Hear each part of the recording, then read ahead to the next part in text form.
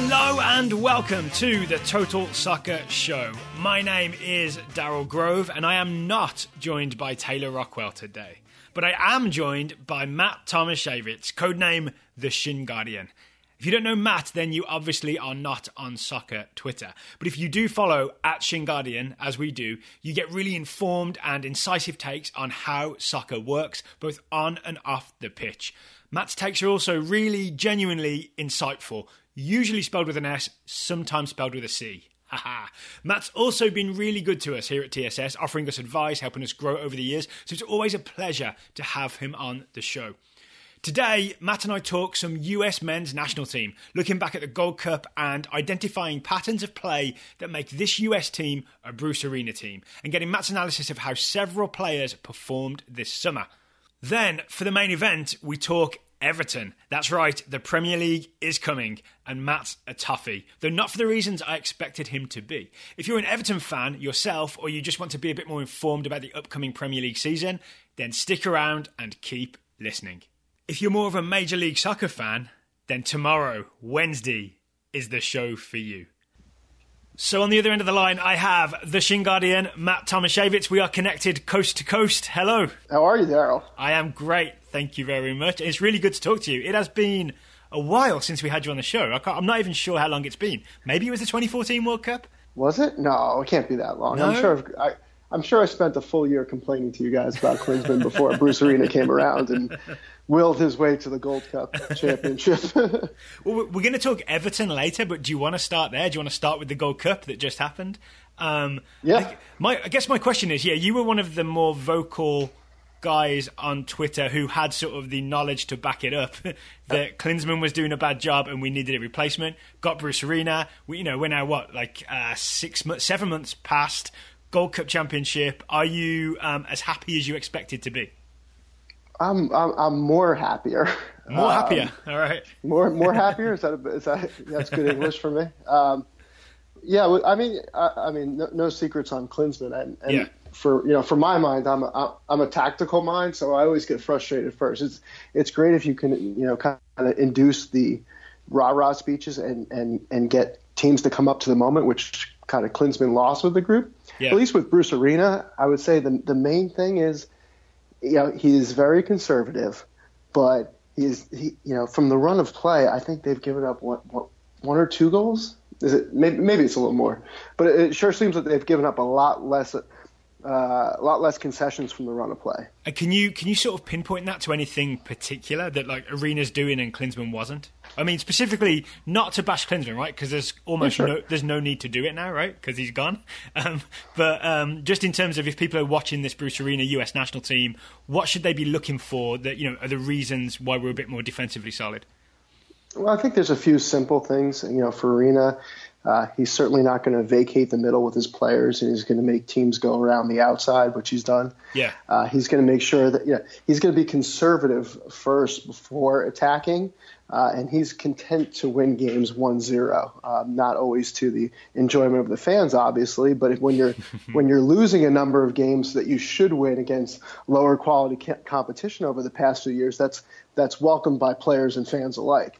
So he'll stop up the middle. He'll push the ball outside. He won't risk anything on the plays. I was obviously at the Gold Cup final. It was it was at the Levi Stadium here in NorCal. Right. And I can't tell you how many times players thought for a brief second about maybe crossing the ball on the floor when they had an open man. Maybe it was Zuzi to Villafana, and they just waited. They're like, wait, I'm not supposed to do that, because that was just about the only way that Jamaica could score is if they jumped the passing lane and got the U.S. 2-on-2 or so you just saw them stop. And part of the challenge in that Gold Cup final was the players were just not willing to make a pass that was anything risky that might give Jamaica even a half an opportunity. You could see that. I think Rob Stone spotted this when he was doing in the studio for Fox Soccer, talking about how Arena was like too many turnovers in one of the games he wasn't happy with. It seems like the priority is don't give the ball away cheaply. Exactly. That's why you see Bradley obviously coming back and receiving it more, sometimes to the frustration of your podcast and other people as well. Which is fair. Do you have a different opinion on that? Do you prefer to see him come back and get the ball? No, I mean, I'm okay with it because at least the ball's on the foot of somebody who can make a play with it. I would like our center backs to be better passers. Yeah. I think the challenge is kind of funny is that when teams play us now, they kind of know how we're going to play, and so they almost overplay the wide lanes on when the U.S. is building possession. And if you notice, Omar and Beasler, even when they're even when we're building out of the back and they're kind of at the top of the defensive third, they're not willing to spread out even wider, which would actually kind of force our fullbacks up the pitch a little bit more and actually open up some space. And I think that's what happened with Jamaica. Jamaica knew we weren't going to do that. They knew that our center backs wouldn't venture forward for the risk that, again, a player would create a quick transition and Jamaica would be able to go vertical. And so that kind of hurt the offense a little bit because teams already knew that, hey, I don't have to worry about Beasler or Gonzalez coming forward with the ball, and I'm just going to sit back and wait until they push it out wide, and then there's going to be less time to move the ball internally. And I think that's where that game was kind of gummed up quite a bit. That's just really interesting to hear about that sort of shape and that pattern of play. To get to like individual performance, I'm sure you probably, if you heard any of our episodes, you would have caught our frustrations with Omar Gonzalez not holding the defensive line.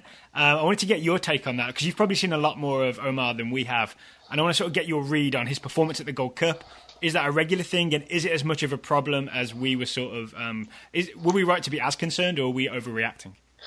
No, I'm in agreement. I think there's challenges, especially when you're playing teams with superior attacking talent. You can't give up those spaces between the lines because that's where teams will punish you.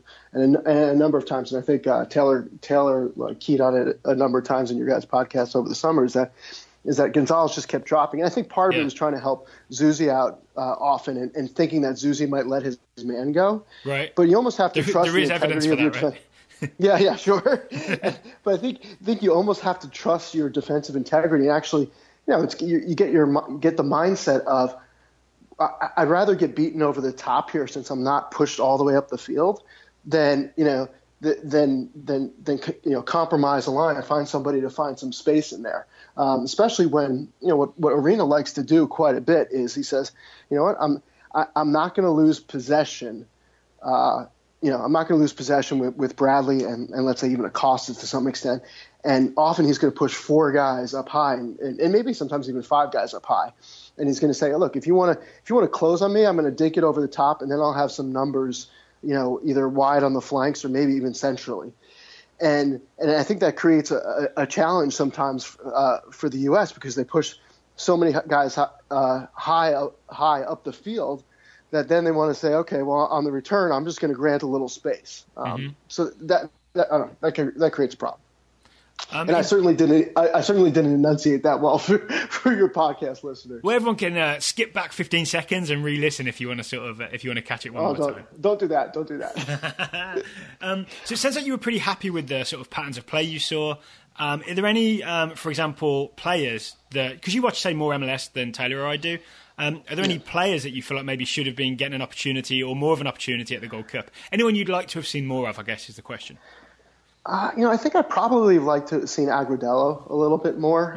But in the time that I did see him, he wasn't a game changer at all. And I think that's where Arena's defaulting to Jordan Morris, who can at least push the line if the U.S. gets into those positions. Yeah, I would have expected more out of Lehigh, to be honest with you. A player who's familiar playing in the Premiership, right? Yeah, it was kind of like we opened the box and it was Schrodinger's cat, and it turns out the cat couldn't pass consistently.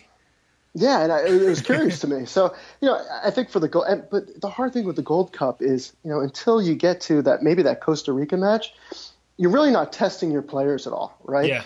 And it's actually not a good proxy for like the World Cup because in the World Cup we'll be facing more talented teams for the most part. So it's a wholly different game to play in the Gold Cup. So it almost makes it hard to test any of your players in the Gold Cup. So I don't think we learned I don't think we learned enough from the players at the Gold Cup. We learned, I think, Kellen Acosta is going to need some more seasoning. I think people have been, down on his play, and I think appropriately so. Watching him in that final, he was extremely reactive, and I think part of that is, he's 4 or 5 games into a Gold Cup where he's got a few different roles, but he's going to have to, increase his education there if he's going to make a difference at the World Cup. I don't have any doubts about him defensively, although he got out of shape here and there. But knowing where to go in his role off of Bradley, I think was a real challenge for him. Maybe it just takes some time. I mean, we've got almost a year to figure that out if that's the pairing at the World Cup, right?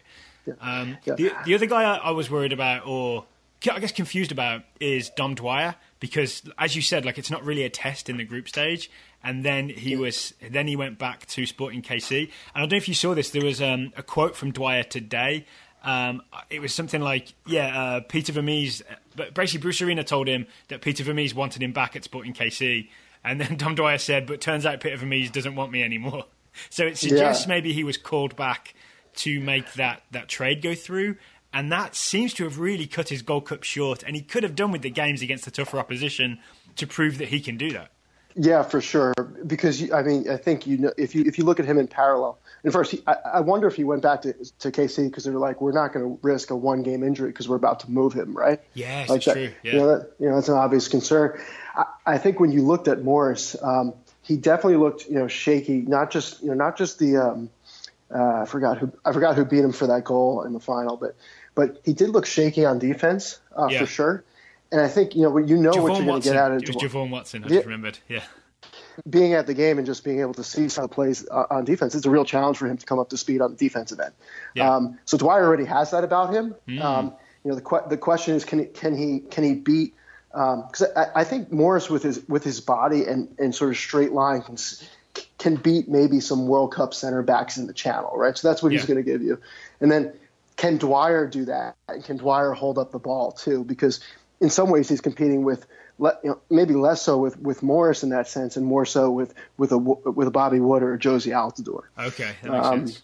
Yeah, because Jordan Morris is like one of a kind in a sense. Yeah, I think he'll be brought back in, and frankly, I'm not sure Agudelo gets brought back in. I think if you looked at two of those, the two of those players, I think, Bruce looks at what Josie gave him, which was I was really impressed with Josie this tournament for the first time in a while. So that was positive, right? And then he's gonna, if Wood plays up to what his ability is, really you're not looking at an Agudelo. You're looking at, essentially if Dwyer can compete with Morris or if you bring both of them. That's interesting. Okay, shall we move on to Everton? Let me add one quick thing. Of course, yeah. Paul Arriola, yes, especially seeing him in person, absolutely terrific with his off-ball running. I think if looking at the final and watching the semi on TV, his off-ball movement created the abundance of chances for the U.S. because he would go overload aside, but then still hustle back to be on defense. And I don't know if the cameras grabbed that as much as you could see it in person, but a few of the chances in the first half against Jamaica were solely because he actually said, I'm going to run diagonal all the way across the field here just to make something happen and pull the defense. Yeah, so I was impressed with him. We kept thinking, they switch wings. But it was really just he'd gone over there. And the most impressive thing is he was always back the other side when he needed to be. It's like he could teleport back and forth across the field.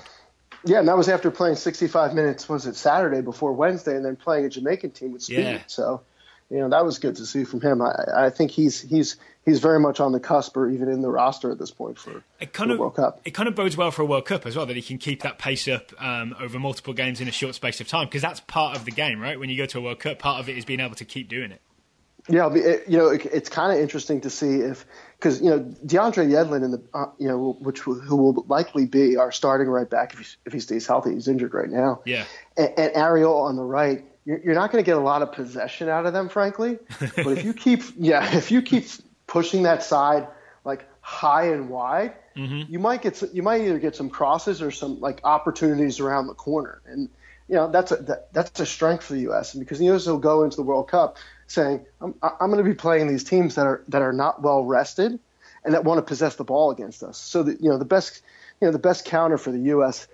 always in World Cup strategy has been our speed in the counterattack. And so we haven't seen that much from this team. I mean, it's only really been Morris, but if you could potentially get an Areola and a Yedlin on the right, that might change the equation a little bit. Oh, and maybe Pulisic going over to join them, and suddenly you've got like Bobby Wood or Jordan Morris in around there. Suddenly there's an awful lot of pace on the field for the United States. Exactly. And I'm not, we can move on, but I'm not sure Fabian Johnson makes it back into this team after his comments. I mean, I think what he said to, in the German newspapers was telling Bruce Arena only could call him in for important games. That Arena's not a guy that's going to go for that. Klinsmann might, but I can't see Arena being okay with Fabian Johnson just coming in for kind of critical games. That doesn't send the right message to the rest of the team. Michael Bradley, who's a captain, who's out there in the Gold Cup on short rest. I think it's hard to bring in a Fabian Johnson who just wants to play the big game. So I'm curious how often we'll see Fabian Johnson unless he changes his tune. That's interesting. So Taylor and I did our sort of, if the World Cup starts tomorrow, here's our 23-man roster for the US. We did it sort of this afternoon. Don't tell me I'm going to listen to that tomorrow. Oh, okay. Well, is it too much of a spoiler to say that Fabian Johnson made the roster? No, not at all. I mean, you would expect him on talent alone to make the roster, but after those statements, I mean, and you're coming in from, players like Alvarado and Chandler, who certainly weren't, dedicated to the cause, right? Mm-hmm. And if anybody was, that's Arena's first step in that process is to bring the team together. So, when you look at beyond the tactics, what Arena's probably biggest challenge is, I think at this point, after the good work he did with Dempsey in the Gold Cup, it's figure out if Fabian Johnson can commit to this team in a way that the other players still respect him. Yeah, you've really sort of opened that up because I just assumed it was cut and dried that he would definitely be involved. But yeah, you've got me half convinced now that maybe it's not as definite as you might think. Because didn't he talk about maybe retiring after the World Cup as well, retiring from international soccer? So it's almost like maybe Fabian Johnson is just like, I want to play in the World Cup, but nothing else really interests me. Right, and you talked about Bruce Arena returning the squad to a place where it was the sort of never die attitude of the U.S., which is always his strength, right? Yeah. And if you've got a player saying, "Hey, only call me in for the big games," because that's like that is diametrically opposite on the spectum, right? Yeah, he'd be like the Ryan Giggs of the U.S. national team then, and not in a good way. Right, exactly. All right, are you ready? Maybe we'll have our Gareth Bale then after that. that'd be preferable. That'd be preferable. Yep. So Matt, I'd love to talk US national team with you anytime. So let me know if you've got more to talk about with the US national team. But right now, I'd love to talk some Everton. Not least because we really have never had a good focus on Everton on the Total Soccer Show. But when I figured out you were essentially an Everton fan, correct? That I really wanted to get you on to talk about it. So my first question is, how and why are you an Everton fan? And is the answer Tim Howard, Landon Donovan? Well, not at all at that. Oh, okay. I think it's kind of I think it's kind of challenging even to be an Everton fan in the States. Yeah. But I loved Tim Cahill. Tim Cahill was my favorite player for a long time. Fascinating. Okay. And just his kind of relentlessness. Yeah. His ability to score and the fact that he carried that team for so many years. Yeah. That was when the Premiership was being shown a lot more, or starting to get shown a lot more on TV. Yeah. And that was the first thing. And I'll be quite honest. In baseball, I'm a New York Yankees fan, so I wanted to oppose the sort of buy any player because we have the funds to do it. I'm not sure that's worked out really well now for Everton. We'll see with the new ownership group. Yeah, what's the deal with the new ownership group? What's the situation?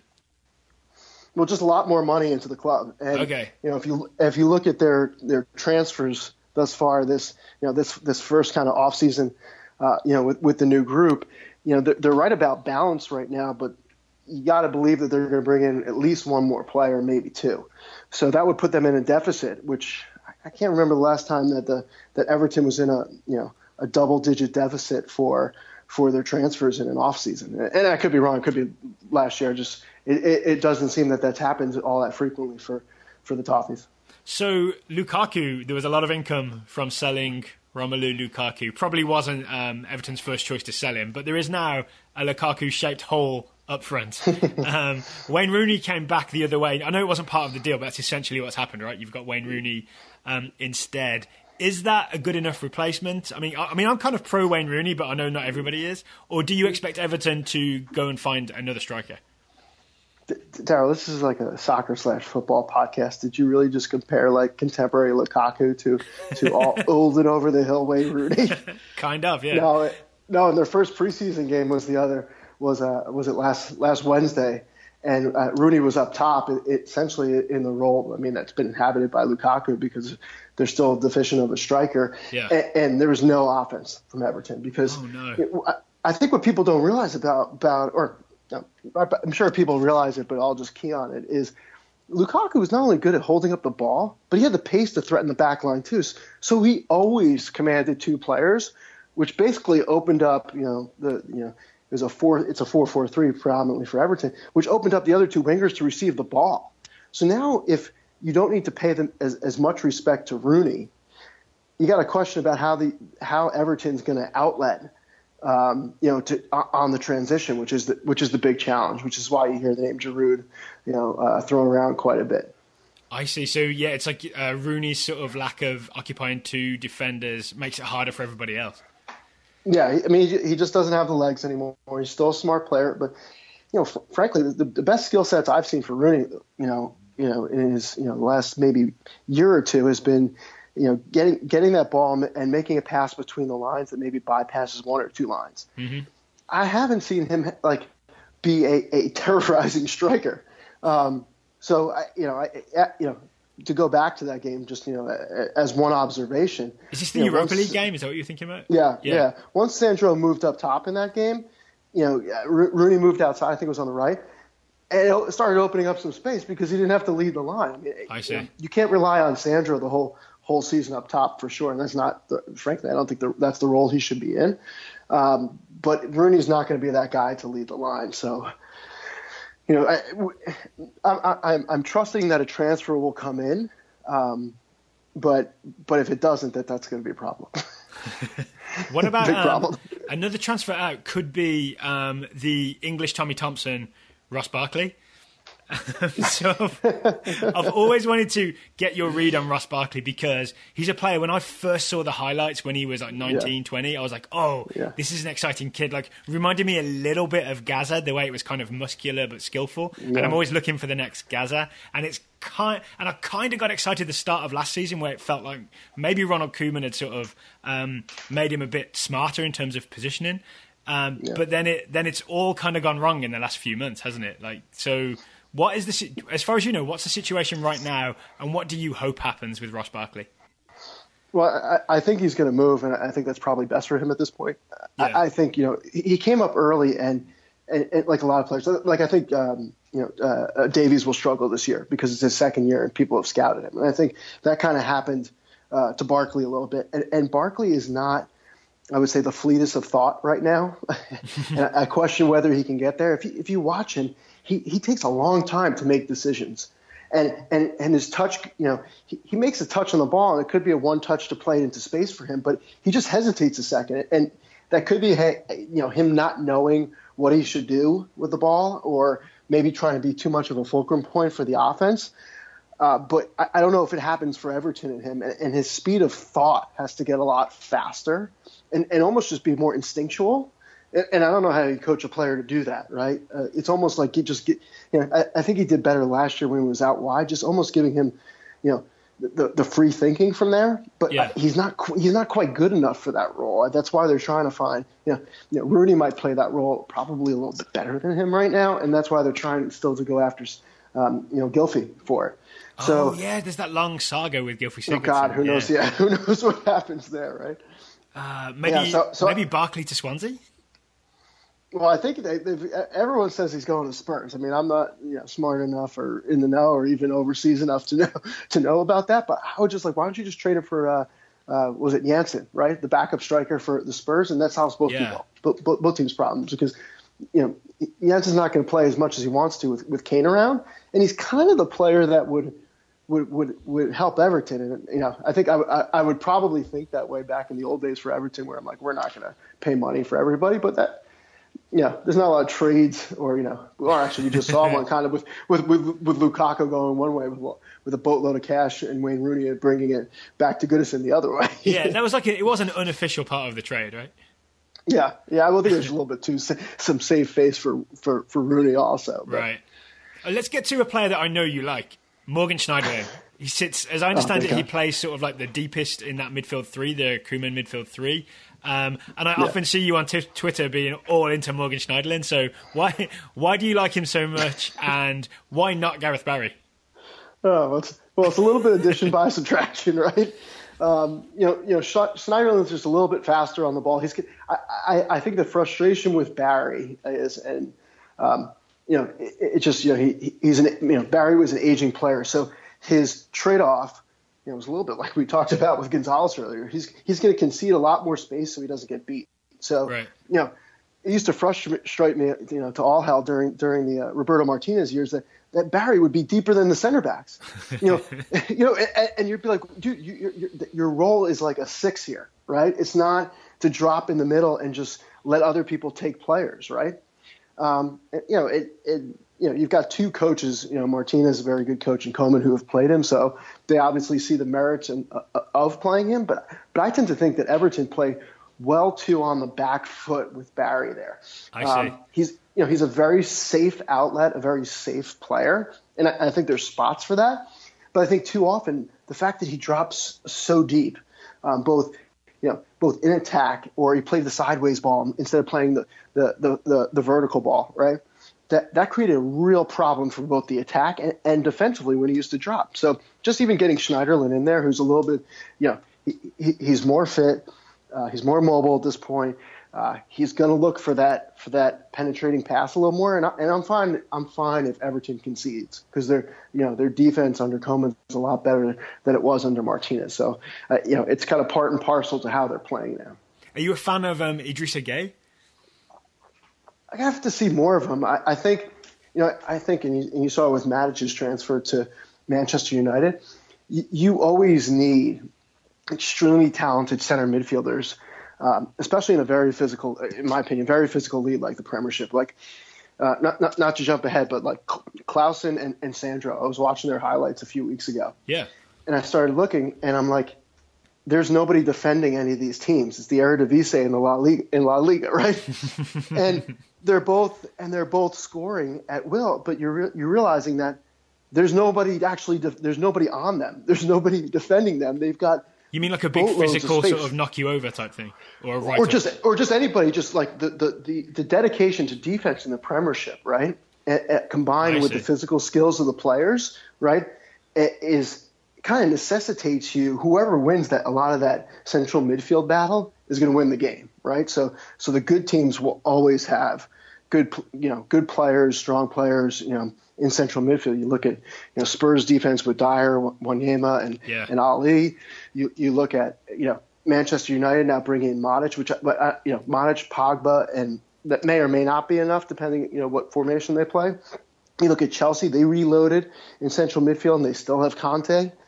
And I think, it's frankly the same for MLS, and not to go there, but is these physical leads, you need to control the center of the pitch to keep your players up the field, right? So that you can take chances with some of your attackers, and that players behind you essentially have your back. So, getting this back to Idrissa Gueye, like, he's good. He has a tendency to overrun the play and to also make poor turnovers. So if he can clean that up, he's going to be good. But, he's not a top 5 Premiership center midfielder, right? I think he's right below that. Like, in a perfect world, he'd be in a rotation with Schneiderlin and somebody else. But again, this is Everton. So you mentioned Clausen. Did you, when the signing was announced, did you sort of go back and watch as much footage as you can and try to get a feel for who he was? Yeah, he's the good thing is that Koeman tends to bring in these, for the most part, leader types, like when he was at Southampton, and he's got a good eye for talent. Clausen, I'm not sure what he's going to bring over time. From the Eredivisie to the EPL always has its challenges. At least he's a leader, but I don't know if he's a difference maker right now. I don't know if he's a perennial starter, even though he's coming from Ajax at quite a fee. I just haven't seen it from him yet. Is it? So it's occurring to me now that sort of the way you talked about the importance of the midfield and how Idrissa Gueye is not quite top 5. Like, if we're thinking of Everton taking that next step, right? Because the next step for Everton is sort of to genuinely regularly challenge for the Champions League. Are you still kind of thinking they're not quite there because none of these players are quite at that sort of top 4 level? Yeah. I think there's three things, and the two primary ones is they don't have a difference maker in attack. They don't have somebody that scares the holy hell out of the other team, like all the top players. Or someone. Yeah, Dele Alli, even Eriksson, right? Kane, Murata, right? any of these guys, they just don't have that player right now. It's not going to be Sigurdsson. It's not going to be Blassie when he comes back. It's certainly not Morales. So that's a hole. Then the central midfield has gotten a lot better. So maybe you can't improve that in leaps and bounds, the steps they've taken to improve that. And then I think they got a challenge on the wing because you've got I don't think anyone wants to recognize that Leighton Baines is 33 and he's got a lot of miles. Wow, I didn't realize that. That's happened quickly. Yeah, and he's played a lot of games too. I was looking. I think he's had one season, maybe over the last 5 or 6, where he's played less than maybe 35, 36 games. Right. And you watched it the past 2 years, right? Is that he just doesn't get up and down the field enough. Then you got Seamus Coleman, who's still injured and recovering, and at least you'll get Holgate going forward, but Holgate's not great in possession. So the way that Coleman likes to play is really pushing his fullbacks up, like from Cedric, Klein, Bertrand at Southampton to now to Holgate, Baines, and I'm not sure who else. And I question whether they're going to be difference makers in the attack at the fullback spots for Everton this year. And I think they're counting on it, and I'm not sure it's quite there. How are you feeling about the Pickford and Keane signings, Michael Keane and Jordan Pickford? Because I was excited. Yeah, I just love any sort of young English player making a smart move, and Everton feels like a smart move to me. Like he's not going to go there and be buried behind some other sort of even more expensive centre backs. It feels like he's going to play. Yeah, no, I think. Look, I think I razzed you a little bit on Twitter for that, and appropriately so, mind you, because somehow you're okay with Lukaku going out of the side and Keane coming in, but each their own, right? But look, you got to trust in Coleman, who at first is always a good defensive coach, and he brought in Virgil at Southampton as well as Adderwald. Okay, yeah, he has had a penchant for identifying these center backs. So I kind of trust in that. I don't think I would have paid $25 million for a center back after seeing the challenges that Stones had at Everton. True, but I think it'll work out fine. And Ashley Williams is nothing if not a very good center back pairing with whoever he plays with. So I think if Keane can close some of that space between the central midfield, and he can grow into the role, that'll be positive. And then, Pickford, just like Coleman had Forrester at Southampton, he's got a guy who's going to play between the sticks every single time out. He's going to learn the role, and he basically can say to himself, like I've got that couch. I don't need a new couch for another 20 years, right? So I think, and he's an English national, right? So because some of the homegrown rules too. Yeah. So is this the beginning of the end for Jagielka? Is that what it feels like? I think so, although he was one of our better goal scorers, I think, last year still, right? So that's good. I think we've got nobody, or Everton's got nobody on the roster now that had more than 5 goals last year. That's interesting. Which is just did Lukaku take the ball with ridiculous. Him? Yeah. I mean, he's the offense, so now you're like, okay, well, yeah. Anyway, not to rehash the Lukaku loss. All right, for a couple final questions. What are you most excited about for this Everton team this season, and what are you most worried about? Even if it's something you've already told us about, what are those two extremes? Yeah, 2 extremes. I think. I'll do the negative side of it is can the fullbacks make a difference in the attack, and will we see the fullbacks kind of traditionally bombing forward? Mm-hmm. On the positive side, I like Sandro quite a bit. I don't like him in the center of the park, though. I like him coming off the wing. And I think Everton has really struggled to gain the corner around, especially 4-man back lines, but even 3-man back lines. Morales will occasionally be able to get wide on somebody. But Blassie didn't really show it in his first year there before he was injured. So I'd like to see Sandro getting the ball out wide, playing off of some striker. And I think he can do so. He can have some really good take-ons on the wing, and Everton has lacked that for quite a bit of time, and now it'll definitely change the complexion of their offense if they can make it happen. He's kind of like, I think Coleman's looking at him like he bought Sadio Mane at Southampton. I think he's looking at him the same way. He's maybe not quite as strong, but he's willing to shoot from outside, and he's got some decent dribbling skills. So if he can get out wide or even in the channel, that might be a good. That I'm most excited for. Okay, yeah, I'll be keeping an eye on that then. Final thoughts on Everton is, I know you're on the West Coast. They're all the way over there in England. Are you a live watcher every time, or are you a DVR watcher? No, I try to. I can't watch games like that are not live. Between Twitter and everything else, it just feels like I need to know the score. So anytime that I can see them and I'm home, I watch them no matter what time it is in the morning. You sort of you set the alarm and go for it? Oh, yeah. I mean, well, because then it kind of gets me going on my Saturday anyway. I see. Yeah. Now, do you still watch the Wolves? I do. Actually, last season I couldn't watch them because they're in the Championship and they were only on sort of very occasionally on beIN Sport. But there's that new deal this year. I don't know if you've seen it. All the Championship teams have this deal where you can essentially pay-per-view all your games. So I think it's going to cost me £5, so maybe $7, for anyone overseas can watch. Outside of the UK and Ireland, you can watch your Championship team live through this service. So for the first time, I'll be able to watch every game every week. Yeah, I looked at that team before jumping on the podcast because I wanted to really give you a hard time about Michael Keane because you were so high on him. But I can't recognize it. But they have a keeper there. Not to railroad this podcast. They've got a keeper there who's been there since 2003. Carl Icahn? Yes, Icahn. Actually, the story with him is, so he's been with Wolves a long time. He was diagnosed with leukemia this summer. So he is sort of, I think he's still on the roster. I doubt he'll play again. I think they're holding out hope. But I think it's kind of like everyone just hoping for the best for him. And they've gone out and signed John Ruddy. Remember the former Norwich City goalkeeper? Yep. Yeah. So that I think we won't see Carl Icahn for a good long while between the sticks. Well, I'm happy to come on and do a Wolves podcast anytime, even though I know absolutely nothing about that team. Honestly, right now, I feel so disconnected from them because there's been so much turnover and because I didn't see that much of them last year, and there's already a load of turnover. So I'm kind of really excited to almost start watching them at the start of the season as this fresh team that I'm not that familiar with. I think they're away to Middlesbrough next Saturday. So yeah, for $7 I can sort of watch them for the first time and be like, oh, so that's who that guy is and that's who that guy is. And kind of get a handle on it. You're going to have to tell me if that $7 is a bargain afterwards. It depends what the score is, I suppose. Oh, yeah.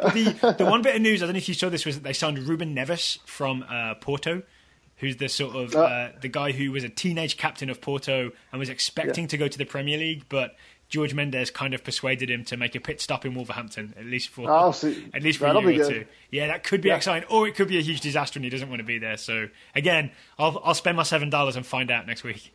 Well, you know what you also could do is you could apparently, like, Jesus Navas and Bakary Sagna are both out of contract, right? Yes. You could just pick up the whole Manchester City former right side and maybe get yourself, up to the big leagues. Yeah, Pep is dealing out some cast-offs, isn't he? Yeah.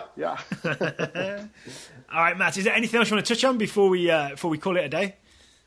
No, your podcasts are great. I think I've talked with a ton of different people about them, and they all know about you guys, especially out here on the West Coast also. So I enjoy them. I actually wait to listen to them until I have like a moment where I'm either like going for a run or going for a drive, so I can actually enjoy them even more. So you guys have done an awesome job, and I'm glad I get to listen. Oh, awesome! Thank you. That's a great note to end on. Yeah, full stop. Yeah. But thanks, Matt. I really do. I know you're a busy guy, so I really appreciate your time getting to talk to you. So, thank you very much for taking the time to talk to me today. I'm not going to try what Taylor tries. All right. Thanks, Daryl. Thanks, Matt.